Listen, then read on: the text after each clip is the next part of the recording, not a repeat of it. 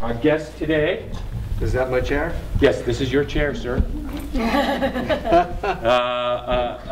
A member of the Agua Fria community who has graciously agreed to sit in and be asked questions about his experiences as a villager, a member of the village, and his reasons for being here. So I turn this over to them and let them basically take over. Okay, I'll introduce myself as Ramon Romero. My full name is Ramon Leopoldo Romero. A native of Agua Fria. My dad was Leopoldo, my grandfather was Juan Francisco, and they're pretty much the founders and the organizers of the Agua Fria Water Association. Oh. And as I stand, I'm the president, which I didn't want. My turn. Okay, so you guys are free to ask whatever you like. To kick off the interview, we were going to ask if you'd just like to tell us your own story of Agua Fria, maybe particularly pertaining to the water or your own family's history or anything. I guess what I could do is I could start a little bit with the ancestry, and I can work my way through and Perfect.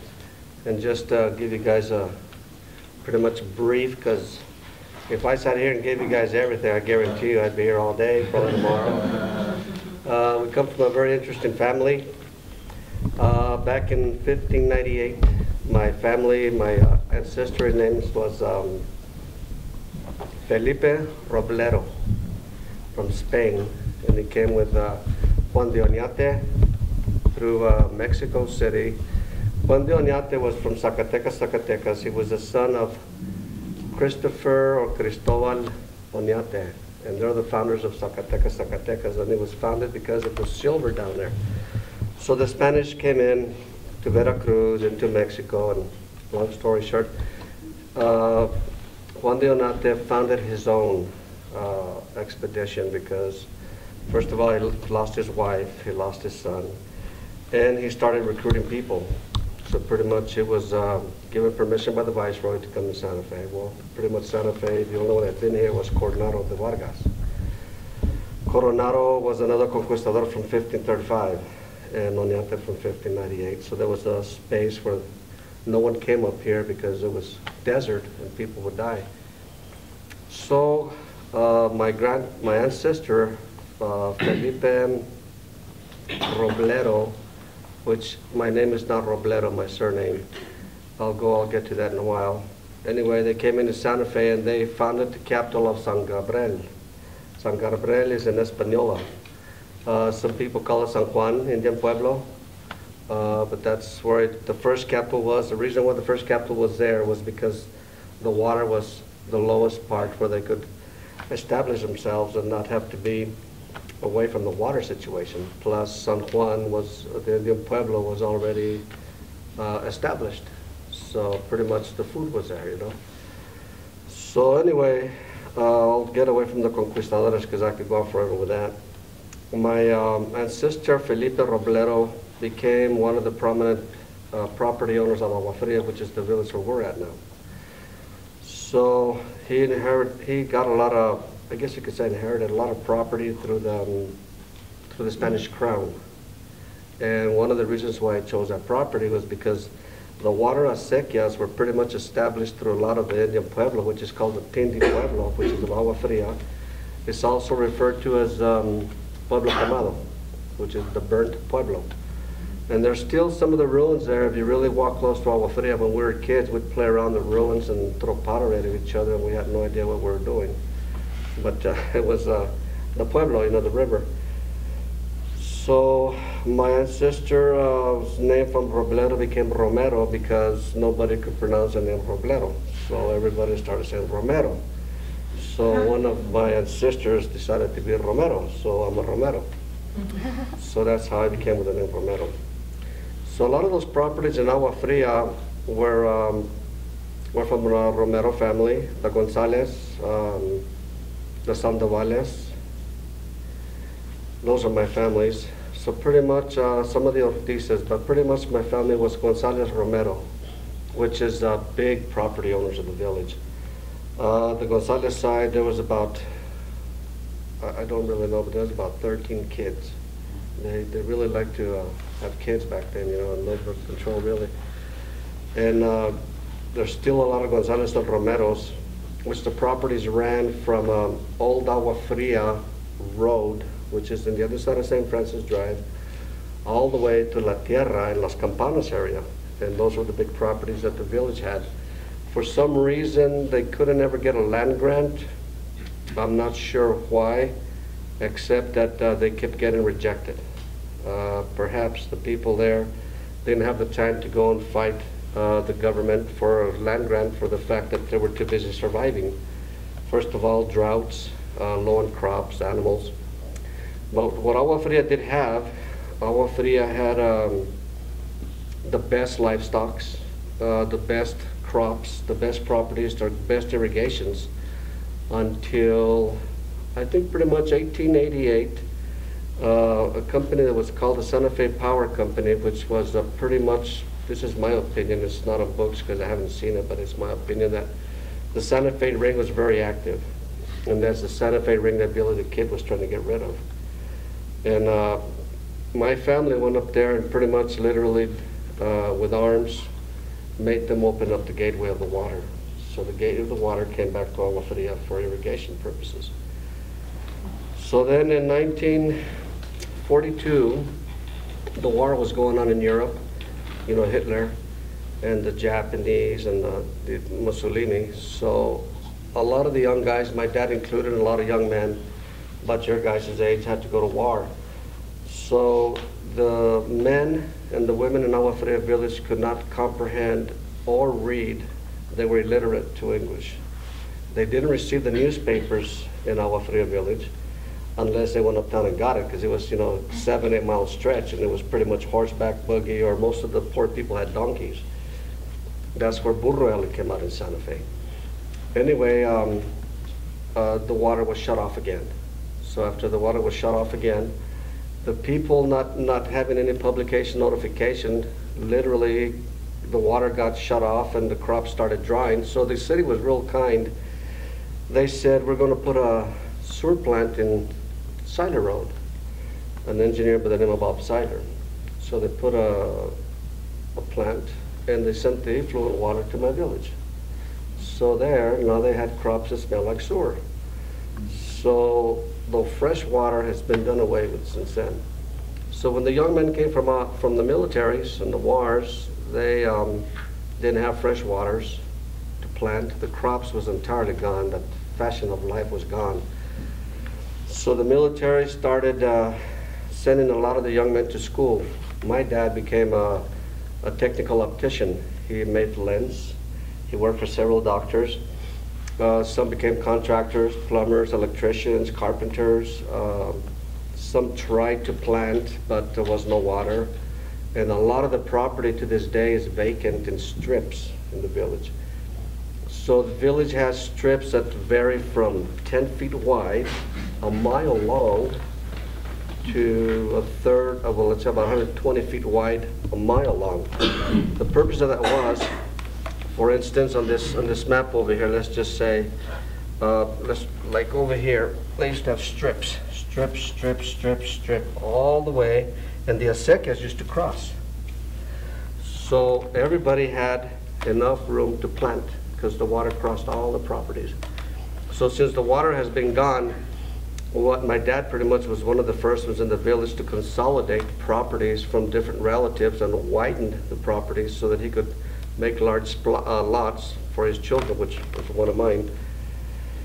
And to this day, there's still a lot of strips there that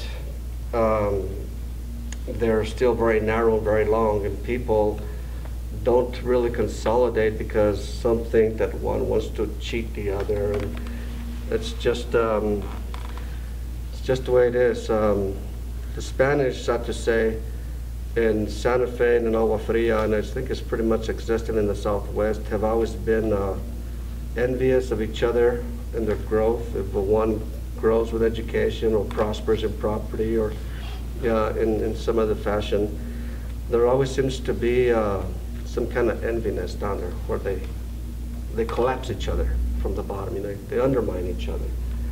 I think it's the culture that came with the conquistadores when they were chasing gold and silver, they killed each other and they undermined each other with enviness because everyone wanted to be rich.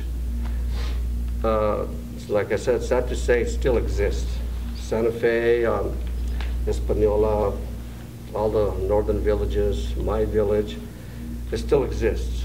And people that come from the outside, they don't realize this, but I live in it. And pretty much when I was your age, I left home very young.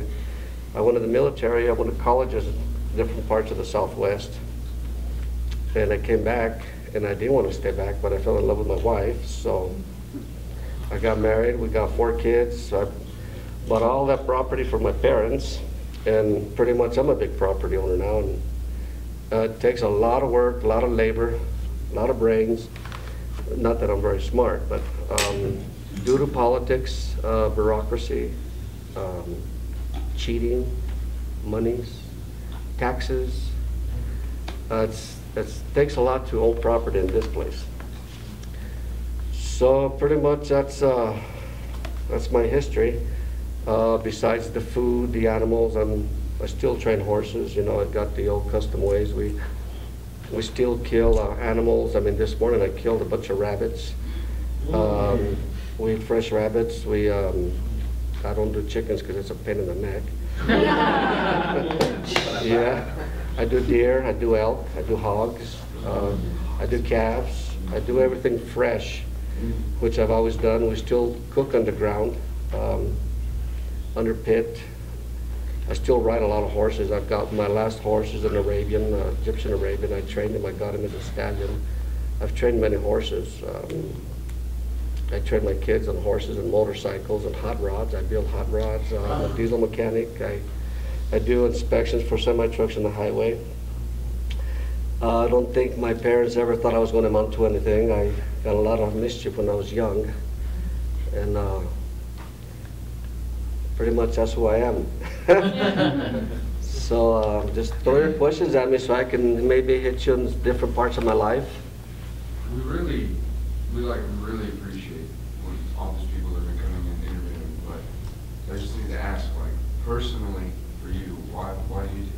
Why do you decide to come and do the interview and get information out of it? Like to come over here and expose this to you guys? You know, this is not the first time I've done this. I've done this with Echo. Are you guys familiar with Echo? No. It's like a southwest. I don't know if it still exists. It's an Agua Fria street, and there's a lot of youth like that. They're into the organic. This is the third time I come to this college and do this. Probably within the last 15 years. I've done presentations in elementary schools. I can sing. I can yodel. I can I make kids laugh. I've done this with kids, with my kids. In fact, to this day, my grandkid, I take her to school in the mornings, and all she wants to know is stories. So I give her stories, you know, La Llorona and Mrs. Parson, and it's always it's in my blood. You know, something like this has to be in your blood. If it's not in it, pretty much you're just a phony. You know, I am always emphasized to be a firm, true person. I don't pull punches. I say it like it is. I run meetings. I'm not partial. I haven't hit the hammer on my wife, you know, in order. I enjoy hard work. I enjoy talking to youth. I've taught many kids mechanics, horses, motorcycles, hiking, hunting, bow hunting, rifle hunting, fishing.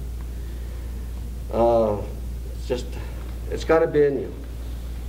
Now it's difficult to sit here and get off my job right now. I mean, I've got jobs that I could be doing instead of sitting here, but I don't have a problem with it. I was a college student. I met Mr. Cummings. Have you heard of Cummings Diesel? I literally went to his lectures when I was in school, and I was really impressed that a man with such a big name would take the time to sit down with students like us. So I had great professors, and my dad also did this.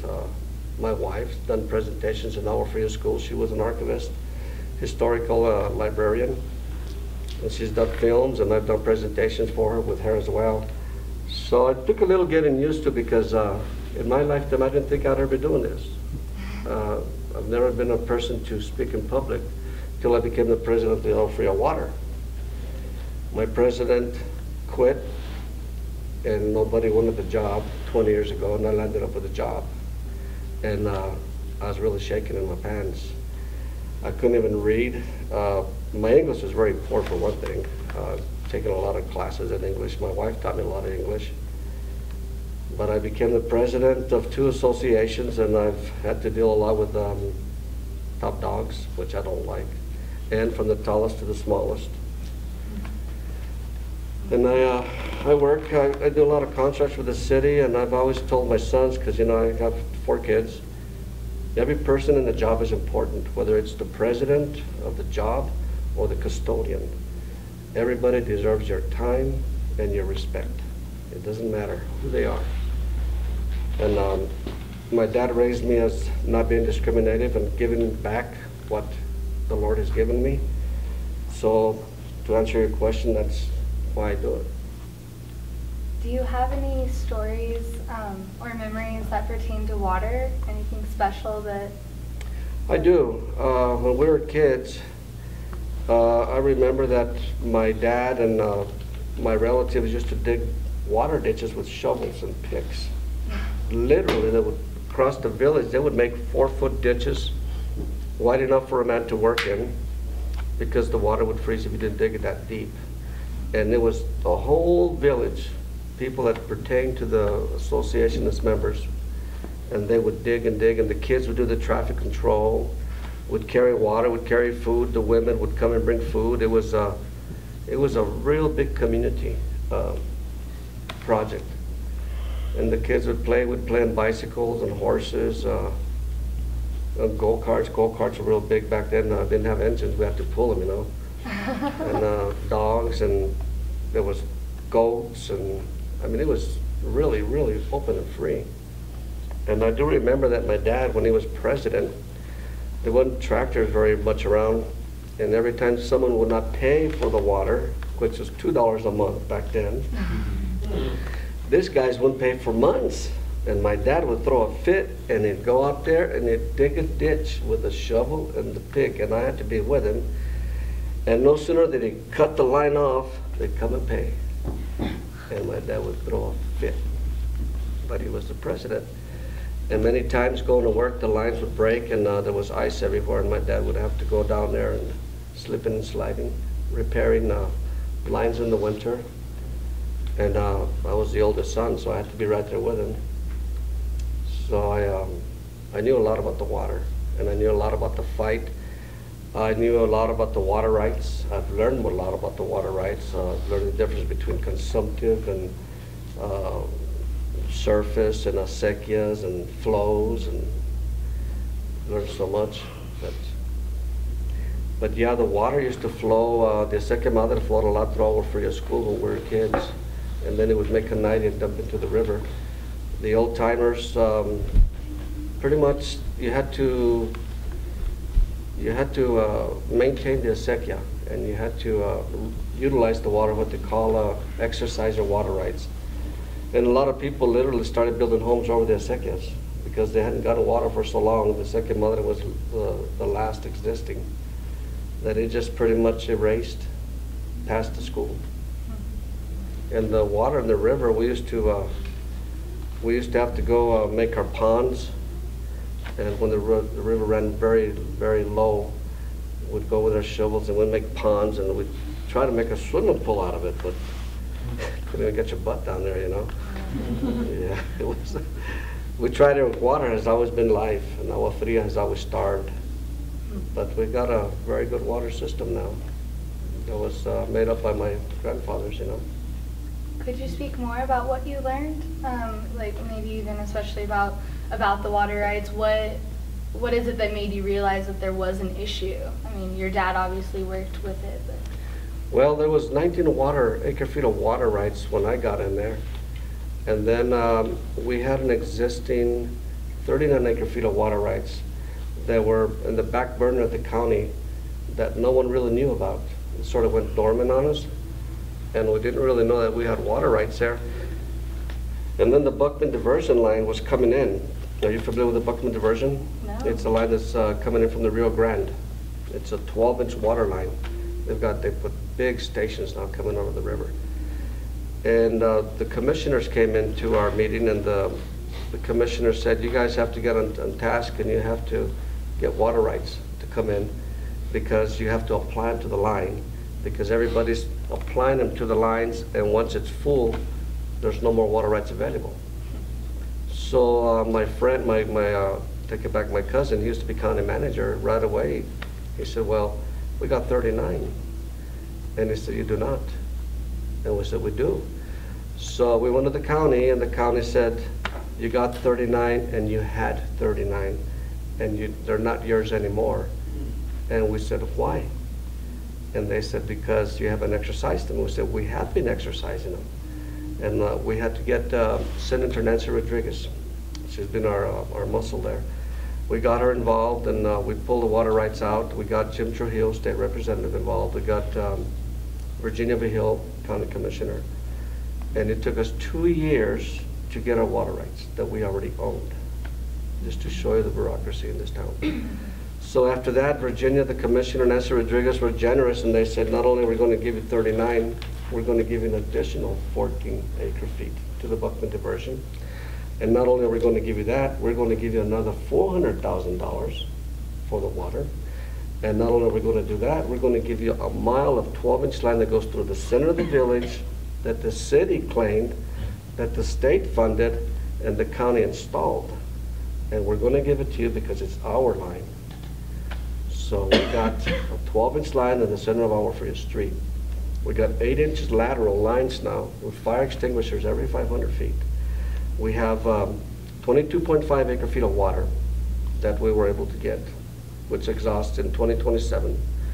We have 50 acre-feet total water rights from the Buckman Diversion, and we have another 50 acre-feet on our well, in addition to the 19 that we got. So we got a lot of water to play with. Plus, we bought the Friendship water rights from the Friendship Park. Are you guys familiar with the Friendship Park? They're in Agua Fria? No. We got their water rights as well, which was 7.2 acre-feet of water rights. So we have enough water rights. We got about 100 feet of acre-feet. You figure that supplies about 300 residents in the village, and maybe 350. And we've already got 250 members. So that's not a whole lot of water.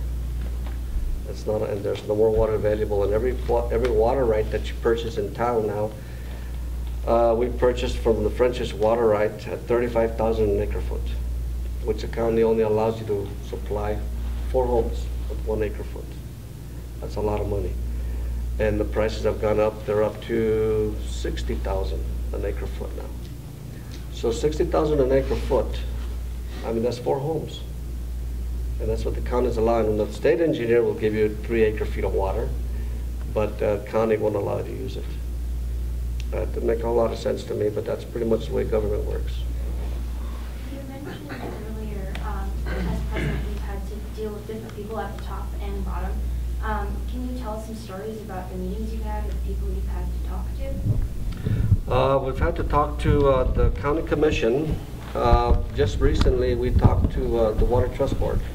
The Water Trust Board was going to give us $875,000. I'm sorry, $785,000. And when we went meetings after meetings with the Water Trust Board, we had to sit in front of a board of 12 people. And pretty much when you sit in front of a board of 12 people, you get intimidated because they start asking you, why do you need it? What are you going to do with it? How are you going to spend it? And on and on and on. So we went ahead and we got the grant. And then when we were ready to process the grant, they came back and told us that they would only give us $450,000, and we have to make the rest, I think, $315,000 in loans. And we had to, and then they wanted to give us what they call a $17,000. Let me think of what that was. Match. We had to match $117,000, which means for whatever they give you, you had to match it construction-wise. But we sat and we proved to them that we had already matched construction-wise for the first phase. So they took the 117,000 away, but if we want the whole 450, we got to borrow 315,000. And we just got done paying our $240,000 loan that an old board had. An old board pretty much almost caused our system to go under. And that's pretty much when we got back in. That's a long story there, but we had to meet the Water Trust Board, and right now we're debating whether we want to go with that loan or not. We've had to meet with EID, Judy Kyle, which is the top dog for the state. Used to be Richard Rose, and we've had to meet with the county, which is Virginia Commissioner, county attorneys. We've had to meet a lot with the city, because the city has a lot. That's the project we just did, the first phase. We had to acquire that line from the city. We had to put vaults from the city to do the interchange from the city to the line the county gave us. So many meetings, many hours, and it's all volunteer. And it gets a little hectic, a little rough.